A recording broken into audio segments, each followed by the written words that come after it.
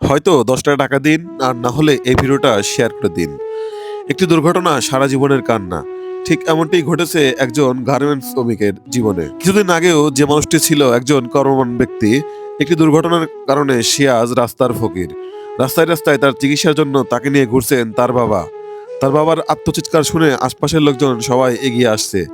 যে যা পারছে তাই দিয়ে সাহায্য করছে তাকে। স্ক্রিনে দেওয়া আছে তার নাম্বার। আপনারাও যতটুকু পারবেন তাকে সাহায্য করুন। আমার পক্ষ থেকে আমি যতটুকু সম্ভব ছিল তার জন্য দিয়েছি, এবং তার বাবার আত্মচিৎকার শুনে উপস্থিত সবাইও তার জন্য সাধ্য অনুযায়ী কিছুটা সাহায্য করেছে। ভাইটির মুখে একটিমাত্র কথা, আমি সুস্থ হতে চাই, আমি বাঁচতে চাই, এবং আমি আগের মতো আবার ইনকাম করে আমার মা বাবার মুখে দুমুঠো খাবার তুলে দিতে চাই। একমাত্র সন্তানের এমন অবস্থায় বাবা হয়ে গেছে একদম পাগল পায়। তিনি বলেন, যে সন্তান আমাকে কামাই করে খাওয়াতো সেই সন্তানকে নিয়ে রাস্তায় রাস্তায় ফকিরের মতো ঘুরতে হচ্ছে আমাকে। তাই যে যতটুকু পারেন তার পাশে দাঁড়ান।